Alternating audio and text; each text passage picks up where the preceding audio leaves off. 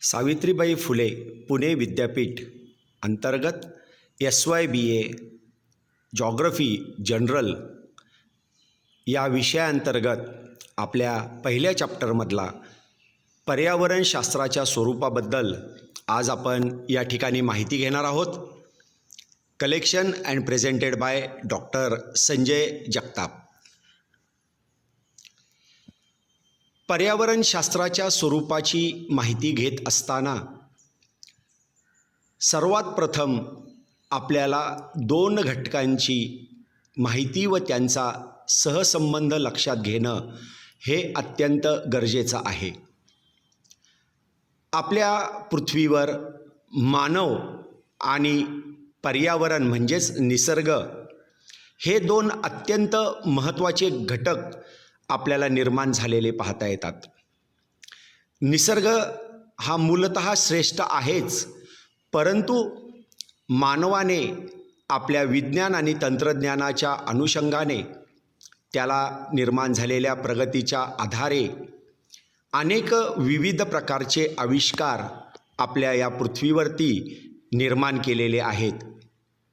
आणि म्हणूनच पर्यावरणशास्त्राच्या स्वरूपातील सर्वात पहिला मुद्दा आपण अभ्यासत असताना मानव व पर्यावरण यांच्या आंतरसंबंधाचा अभ्यास करणं हे अतिशय महत्त्वाचं असतं. प्रामुख्याने आपल्या या मानवी जीवनावरती, मानवी व्यवसायांवरती, मानवाच्या उत्क्रांतीवरती, मानवाच्या विकासावरती अनेक विविध नैसर्गिक घटकांचा निश्चित प्रभाव आपल्याला पडलेला दिसतो. तसेच मानवाच्या क्रियाप्रक्रियांचा देखील परिणाम आपल्याला पर्यावरणावर पडलेला दिसून येतो. या दोन्ही घटकांच्या एकमेकांवर होणाऱ्या परिणामांचा सविस्तर आणि शास्त्रशुद्ध अभ्यास पर्यावरणशास्त्रामध्ये आपणास करता येतो. उदाहरणार्थ, मानवाचे व्यवसाय, मानवाचा व्यापार म्हणजेच आपण जर शेती या मानवाच्या व्यवसायाबद्दल माहिती घेतली तर ज्या ठिकाणी स्वच्छ सूर्यप्रकाश आहे, त्या ठिकाणी चांगल्या पद्धतीची मृदा आहे, काळी कसदार मृदा, रेगूर मृदा, गाळाची मृदा, चर्नोझेम मृदा आणि पर्जन्याचं प्रमाण देखील आपल्याला चांगलं असलेलं दिसतं. तिथं शेती कृषी अर्थव्यवस्था आपल्याला निर्माण झालेली दिसून येते.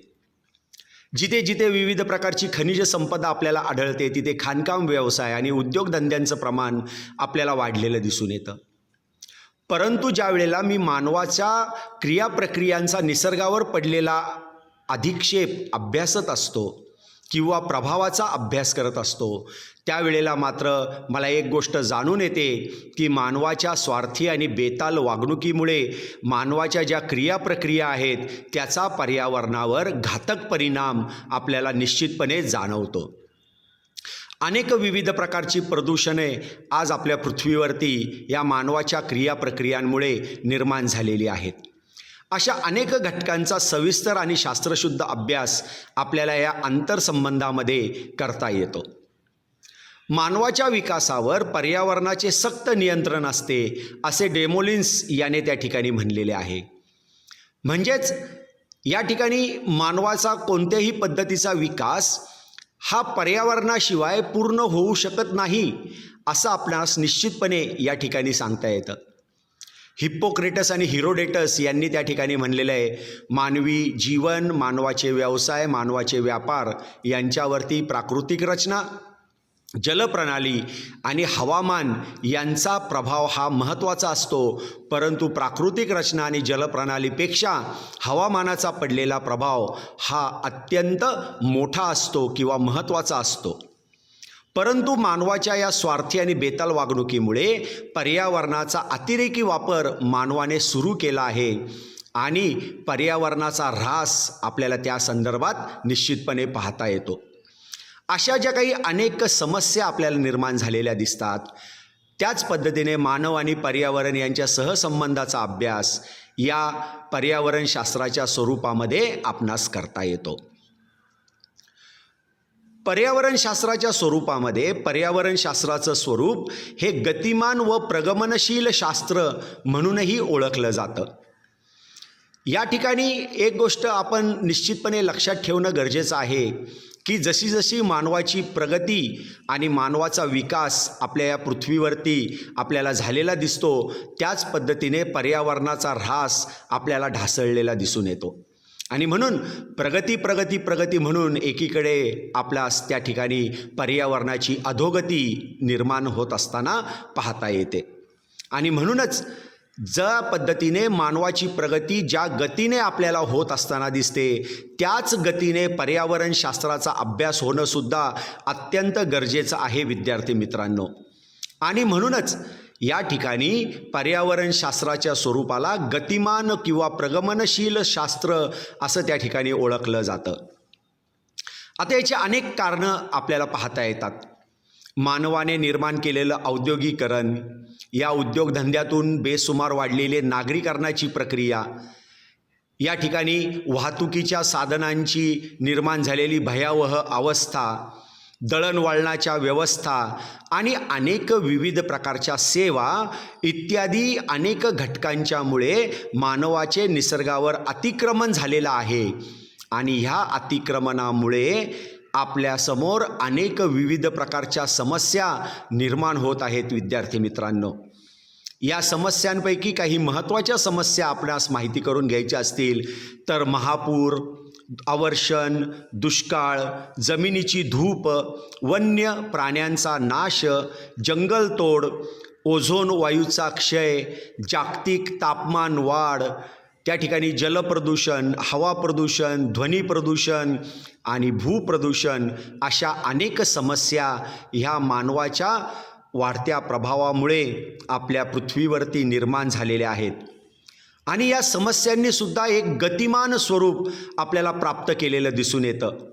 आणि म्हणूनच ज्या वेळेला मी पर्यावरणशास्त्राचा अभ्यास करत असतो त्यावेळेला पर्यावरणशास्त्राच्या अभ्यासाला सुद्धा एक गतिमानता असणे अत्यंत महत्त्वाचं असतं.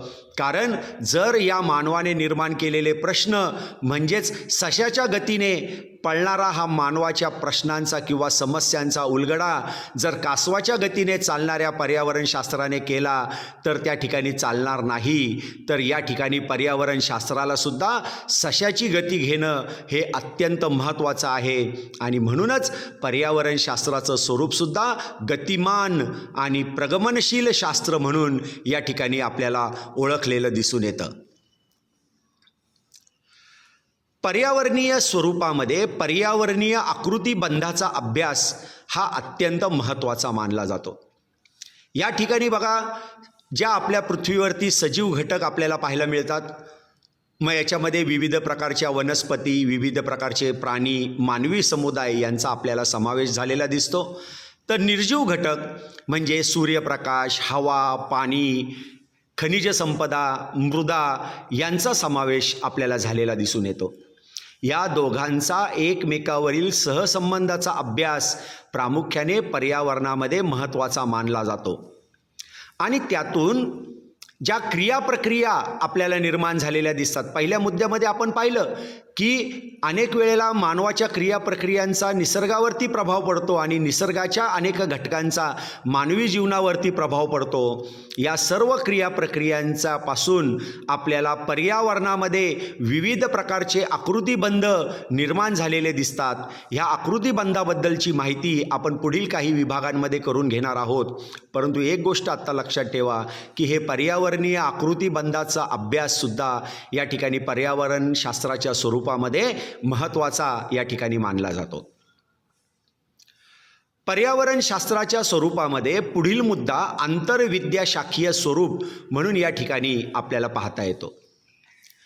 मानवाने निर्माण केलेल्या या ठिकाणी आणि निसर्गाच्या आधिपत्याखाली असलेल्या मानवाच्या स्वरूपाचा आपण जर विचार केला तर या दोघांच्या आंतरसंबंधामधून आपल्याला जो पर्यावरणीय आकृतिबंध निर्माण झालेला दिसून येतो, या पर्यावरणीय आकृतिबंधामध्ये अनेक विविध प्रकारच्या समस्यांचा आपल्याला अभ्यास करणं अत्यंत गरजेचं आहे विद्यार्थी मित्रांनो. आणि हा अभ्यास करताना कोणत्याही एका विषयाचा ज्ञानाचा फायदा या ठिकाणी पुरेसा पडू शकत नाही. तर पर्यावरणीय ज्या अनेक समस्या आपल्या समोर निर्माण झालेल्या आहेत त्या पर्यावरणीय समस्यांची उकल करणे, त्यातून काही निष्कर्ष काढणे, त्याचं विश्लेषण करणे आणि त्यावरती आपल्याला नियोजन आणि व्यवस्थापन करणे, याच्याकरता प्रामुख्याने अनेक विविध शास्त्रांची, मग त्याच्यामध्ये काही प्युअर सायन्सेस आपल्याला पाहायला मिळतात, काही सामाजिक शास्त्र या ठिकाणी पाहायला मिळतात. या सर्व विभागांच्या, या वेगवेगळ्या विषयांच्या ज्ञानाचा फायदा करून त्याबद्दलची माहिती मिळवली जाते आणि त्या सर्व विषयांच्या एकात्मिक प्रयत्नांमधून त्या ठिकाणी त्या समस्येचं निराकरण करता येतं. आणि म्हणूनच पर्यावरणीय शास्त्राच्या स्वरूपाला आंतरविद्याशाखीय स्वरूप असं या ठिकाणी म्हणलेलं दिसून येतं. हा अभ्यास करत असताना भूरूपशास्त्र, हवामानशास्त्र, भौतिकशास्त्र, रसायनशास्त्र, जीवशास्त्र, लोकसंख्या भूगोल, मानसशास्त्र, अर्थशास्त्र, सामाजिक भूगोल, सामाजिक अर्थशास्त्र या अनेक शाखांची मदत आपणास घेणं अत्यंत गरजेचं आहे विद्यार्थी मित्रांनो. आणि म्हणून यास आंतरविद्याशाखीय स्वरूप असं त्या ठिकाणी म्हणलं जातं. एक अत्यंत महत्त्वाचा प्रश्न उदाहरणार्थ आपण जर सांगण्याचा प्रयत्न केला तर या ठिकाणी नद्यांचं झालेलं प्रदूषण. तर हा विषय जर मला सोडवायचा असेल, नद्यांचं प्रदूषण कमी करायचं असेल, तर त्या ठिकाणी बघा नदी कुठं उगम पावते, त्याचा कॅचमेंट एरिया किती आहे, त्याला कोणत्या कोणत्या उपनद्या येऊन मिळतात, त्या प्रदेशाची भूपृष्ठ रचना कशी आहे, हे भूगोलाचा अभ्यासक या ठिकाणी आपल्याला सांगू शकतो. नद्या ज्या वेळेला सखल प्रदेशामध्ये येतात त्यावेळेला वसाहतींमधनं या नद्या वाहत असताना त्या ठिकाणच्या लोकसंख्येची रचना कशी आहे, त्या ठिकाणी लोकसंख्या किती आहे, लोकसंख्येबद्दल सविस्तर माहिती लोकसंख्या भूगोलाच्या माध्यमातून आपल्याला पाहता येते. या लोकसंख्येमधून त्या ठिकाणी निर्माण झालेले ताज्य पदार्थ, त्या ठिकाणी सांडपाणी ज्या वेळेला ह्या नदीला येऊन मिळतं त्यावेळेला त्याच्यामध्ये कोणत्या पद्धतीचे केमिकल्स मिळाले आहेत आणि ह्या केमिकलचा या नदीच्या प्रदूषणामध्ये किती सहभाग आहे, हे रसायनशास्त्राची लोक तुम्हाला त्या ठिकाणी अभ्यास करून सांगू शकतात. अशा पद्धतीने एकाच विषयाचा अभ्यास करत असताना या अनेक विविध प्रकारच्या विषयांच्या ज्ञानाचा फायदा आपल्याला करून घेणं हे अत्यंत गरजेचं आपल्याला पाहायला मिळतं. या नदीचा फ्लो किती आहे, या ठिकाणी किती ऊर्जा निर्माण होते, नदीचं पाणी किती वेगाने वाहतं, हे भौतिकशास्त्राचे लोक आपल्याला सांगू शकतात. या प्रदूषणाचा तिथल्या वनस्पतींवर, तिथल्या प्राण्यांवर, तिथल्या मानवी समुदायावरती काय घातक परिणाम झालेला आहे हे जीवशास्त्राची लोक आपल्याला सांगू शकतात. आणि म्हणून नदीचं प्रदूषण याचा अभ्यास करण्याची मक्तेदारी कुठल्याही एका विषयाची नाही आहे, तर अनेक विषयांची मदत घेऊन हा प्रश्न आपण सोडवू शकतो विद्यार्थी मित्रांनो. आणि म्हणून पर्यावरणशास्त्राच्या स्वरूपाला आंतरविद्याशाखीय स्वरूप, त्याला इंग्लिशमध्ये इंटरडिसिप्लिनरी नेचर असं त्या ठिकाणी आपल्याला म्हणलेलं दिसून येतं. आता पर्यावरणशास्त्राच्या स्वरूपाला त्या ठिकाणी एक अत्यंत महत्त्वाचं स्वरूप म्हणून मान्यता मिळालेली आहे. या ठिकाणी अचूक आणि तंतोतंत शास्त्र म्हणजे या ठिकाणी शास्त्रीय स्वरूपाची रचना आपल्याला या ठिकाणी या पर्यावरणशास्त्राच्या विभागात आपण पाहू शकतो. प्रामुख्याने 18व्या शतकानंतर जगामध्ये औद्योगिक क्रांती झाली आणि शास्त्रीय पद्धतीने विचार करण्याची प्रक्रिया आपल्या या ठिकाणी विविध विभागांमध्ये निर्माण झाली. कार्यकारण भावाचा अभ्यास करून पृथ्वीच्या पृष्ठभागावर घडणारी प्रत्येक घटना का, कशी, कुठे, कधी आणि केव्हा घडते, त्याच्या मागची पार्श्वभूमी काय आहे हे जाणून घेण्याचा प्रयत्न केला गेला आणि या ठिकाणी भूगोलाच्या अभ्यासाला एक शास्त्रीय स्वरूप आपल्याला प्राप्त झालेलं दिसतं. तुम्हाला सगळ्यांना माहिती आहे की पर्यावरणशास्त्र ही काही फार जुनी शाखा नाही आहे. पर्यावरणशास्त्र ही 1960 सालानंतर उदयास आलेली एक ज्ञानशाखा आपल्याला या ठिकाणी पाहता येते. परंतु जगामध्ये सर्वात चांगल्या पद्धतीने शास्त्रीय दृष्टिकोनातून निर्माण झालेल्या समस्यांचं विश्लेषण करण्याची प्रक्रिया मात्र ह्या पर्यावरणशास्त्राच्या अभ्यासामध्ये आपणास निश्चितपणे पाहता येते विद्यार्थी मित्रांनो. आणि म्हणून पर्यावरणशास्त्राच्या अभ्यासामध्ये निर्माण होणारी प्रत्येक समस्या शास्त्रीय आधारावर सोडवण्याचा प्रयत्न या ठिकाणी केला जातो. या ठिकाणी आपल्याला काही निरीक्षणं नोंदवावी लागतात, काही त्या ठिकाणी अनुभव घ्यावे लागतात, त्यातून विश्लेषण मांडावं लागतं आणि त्यातून व्यवस्थापन आपल्याला कशा पद्धतीने करता येतं त्याचं अचूक विश्लेषण आपल्याला केलं जाऊ शकतं. आणि म्हणूनच पर्यावरणशास्त्राच्या अभ्यासाला एक वेगळ्या पद्धतीचं, एक वेगळ्या स्टँडर्डचं त्या ठिकाणी शास्त्रीय स्वरूप आपल्याला प्राप्त झालेलं दिसतं. मूलतः पर्यावरणशास्त्राच्या अभ्यासामध्ये अनेक प्युअर सायन्सेस म्हणजे आपला जॉग्रफी, त्यानंतर climatology, physics, chemistry, biology, statistics, mathematics, GIS, geo informatics यासारख्या अनेक शास्त्रशुद्ध विषयांचा अभ्यास आपल्याला केलेला दिसतो.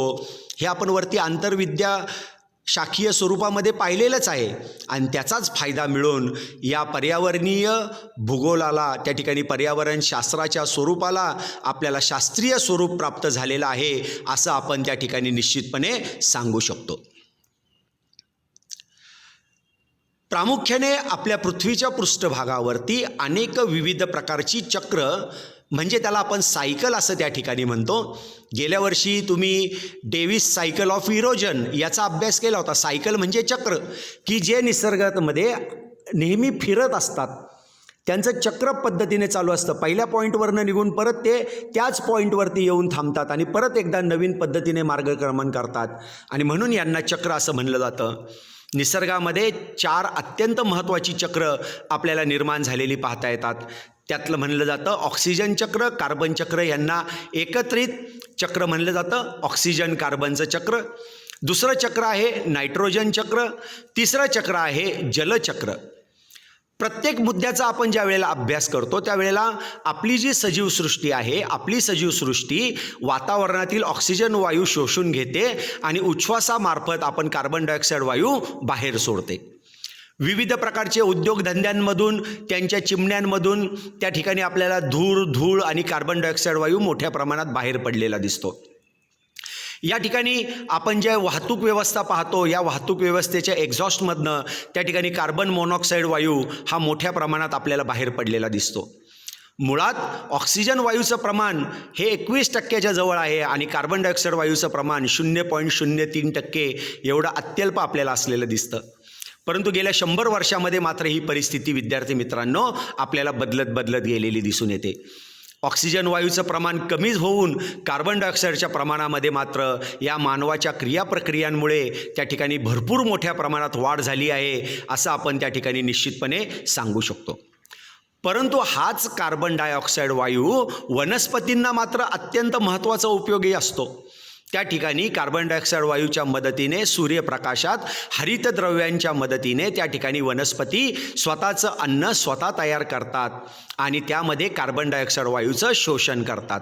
या प्रक्रियेला प्रकाश संश्लेषणाची प्रक्रिया असं त्या ठिकाणी म्हणलेलं दिसून येतं. अशा पद्धतीने पृथ्वीवरती ऑक्सिजन आणि कार्बन चक्र आपल्याला मोठ्या प्रमाणात निर्माण झालेलं दिसतं. नायट्रोजन चक्र म्हणजे काय, तर वनस्पती या ठिकाणी या नायट्रोजन वायूंचा वापर करून स्वतःचा विकास या ठिकाणी आपल्याला करताना दिसतात. आणि म्हणून तुमच्यातले काही शेतकरी असतील तर शेतकऱ्यांची मुलं असतील तर त्या ठिकाणी तुम्हाला निश्चितपणे सांगता येतं की पिकांच्या वाढीकरता आपण युरिया देतो. युरिया का देतो, कारण की युरिया म्हणजे काय, N2 आणि ह्या N2 म्हणजे नायट्रोजन आणि नायट्रोजन दिल्यामुळे वनस्पतींची वाढ आपल्याला मोठ्या प्रमाणात होते. वनस्पतींचं कुजण्यापासून संरक्षण करण्याचं काम ह्या नायट्रोजन वायूमुळे आपल्याला झालेलं दिसून येतं. आणि जलचक्र म्हणजे काय, तर जलावरणावरती पाण्याची सूर्यप्रकाशामुळे वाफ होते. ही वाफ जमिनीवरती येते, जमिनीवरनं वर जाते, वर गेल्यानंतर ती थंड होते, थंड झाल्यानंतर सांद्रीभवनाची प्रक्रिया होते, सापेक्ष आर्द्रता 100% होते, ढगांची निर्मिती होते, परत पाऊस पडतो, पाऊस जमिनीवरती पडतो, नद्या, नाले, ओढे यांच्यामार्फत ते पाणी परत समुद्राला जाऊन मिळतं. यांना म्हणलं जातं जलचक्र. अशा पद्धतीची अत्यंत महत्त्वाची ही जी चक्र आपल्याला पृथ्वीच्या पृष्ठभागावरती पाहायला मिळतात, तर या चक्रांमध्ये आता आपल्याला असमतोल निर्माण झालेला आहे असं आपण त्या ठिकाणी निश्चितपणे सांगू शकतो. उदाहरणार्थ पहिलं जर एक उदाहरणार्थ म्हणूनच आपण एकच उदाहरण या ठिकाणी घेऊ. ऑक्सिजन आणि कार्बन चक्राचा आपण जर विचार केला तर मानवाची प्रचंड वाढलेली लोकसंख्या, मोठ्या प्रमाणात निर्माण झालेले उद्योगधंदे, मोठ्या प्रमाणात निर्माण झालेली वाहतूक व्यवस्था, यातून दिवसेंदिवस कार्बनचं प्रमाण आपल्याला वाढत चाललेलं दिसतं.